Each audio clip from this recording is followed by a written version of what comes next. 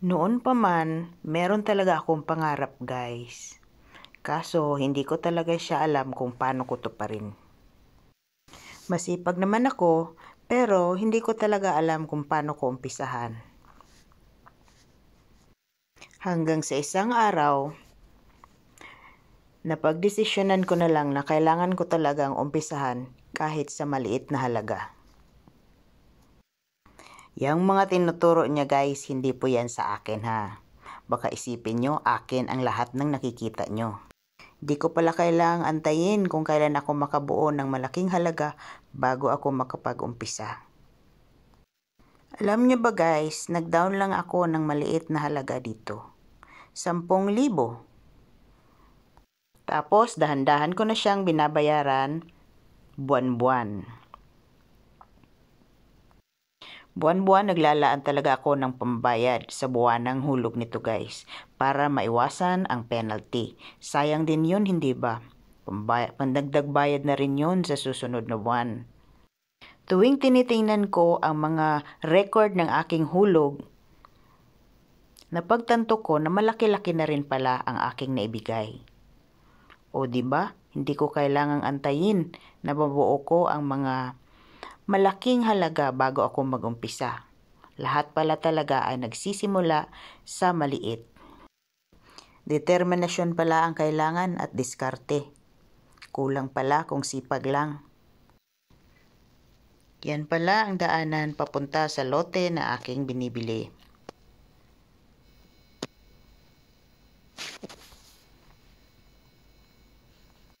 Malapit ito sa highway guys, tapos medyo papasok lang siya ng konti, pero maganda na rin yan kasi katabi talaga siya ng kalsada.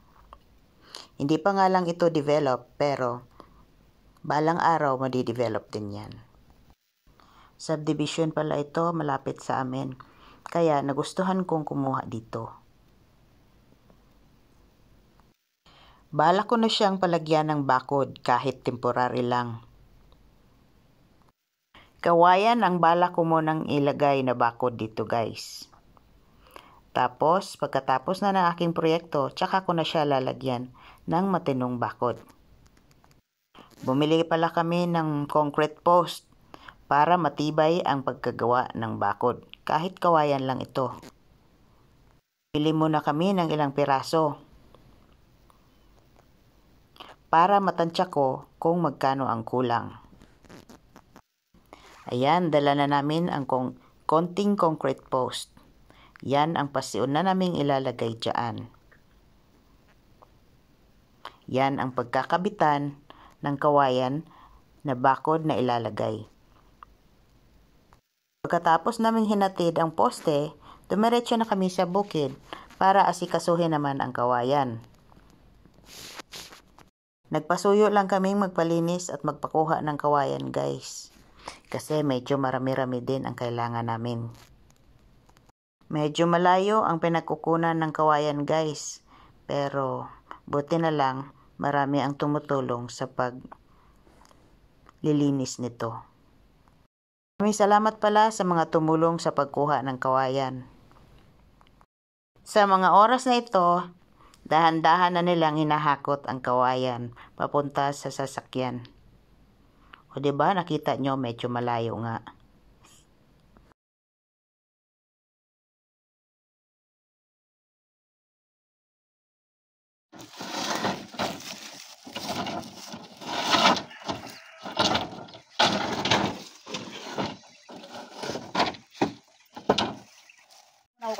Dahan doon kay. Ba't kani kono di makabot? Mao. Balik kami dikit makabot ni. Sayang kay lipak. Mao. Mag-iap ko apod, karga nako. Kuy, na ipa ko sa ni. Ako to sinta sa tanan? Oh. Sige.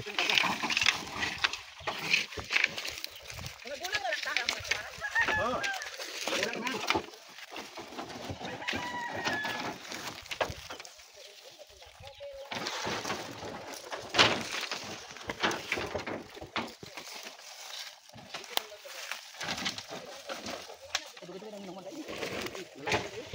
Dampasunon. Yan yung luti ha. O di ni luti. Yuta yun eh. Is 24 hectares ni. Gikan itong gisudlan. Padulong diri. Sangko pa na buntod ya. Buntod. Kaning buntura ta ng prespikas buntod. Ang mga kuyana diha na siya gikan mga kuyana. Ana diha oh. Diha sa gipanguha. Dagan kina oh.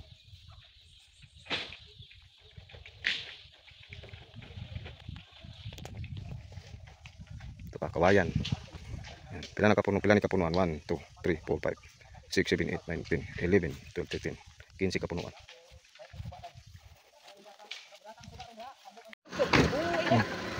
Ay, balikan ko. Wa pa pa kayo ng Roy. Na. Ang ko man ato ma. Ano ko na?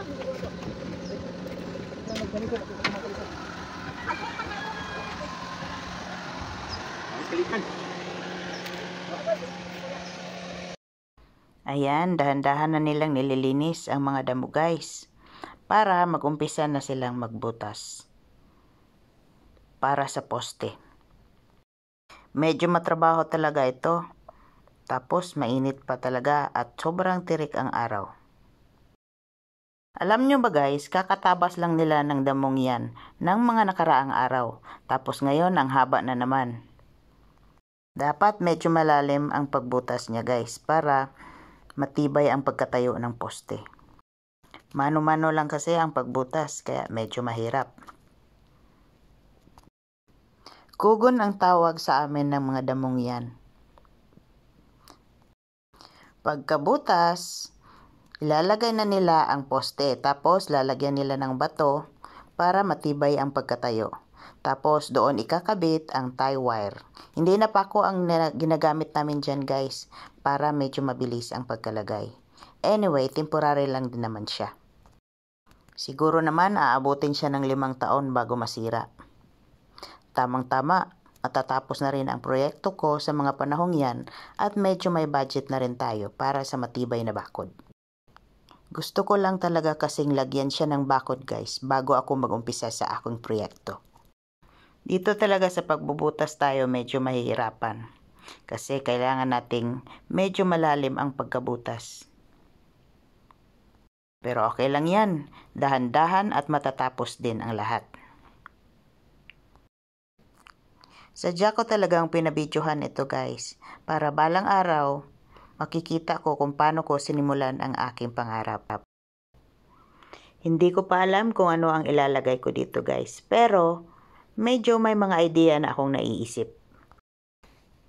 Located ito sa sentro ng aming lugar guys. Malapit sa simbahan, malapit sa merkado, malapit sa paaralan ng elementarya, malapit sa high school, malapit sa munisipyo, malapit sa hospital.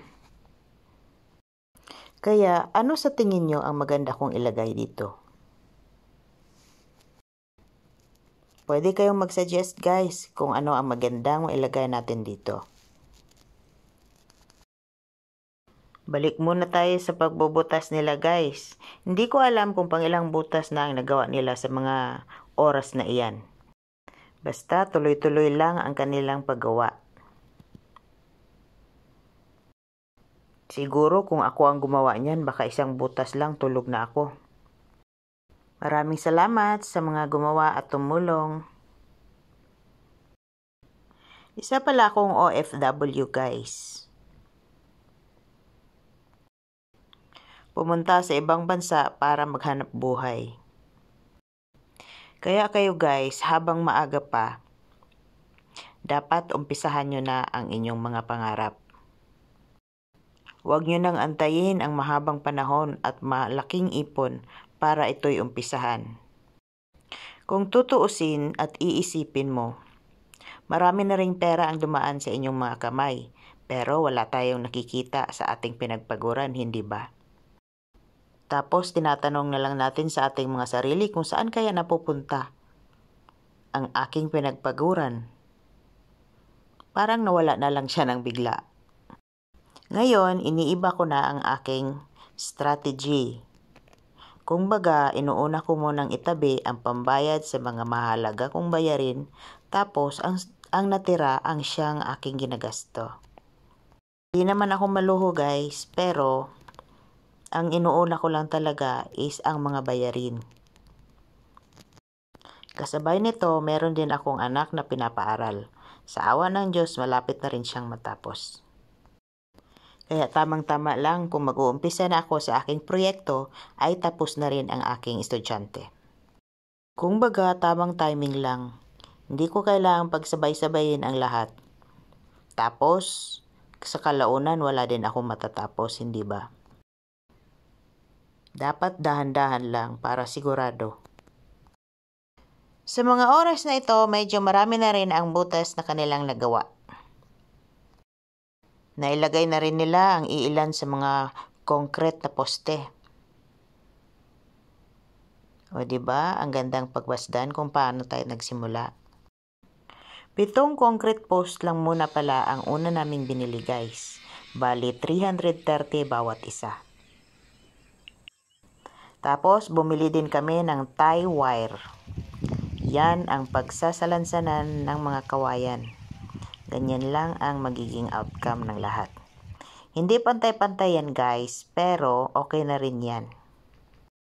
Medyo mahaba din ang poste. Balang araw, pag medyo may budget na tayo, magagamit pa rin ang concrete post na yan, tapos tatanggalin na lang natin ang mga kawayan, tapos pwede na natin siya lagyan ng mga hollow blocks. Kumbaga, palitan na lang natin siya.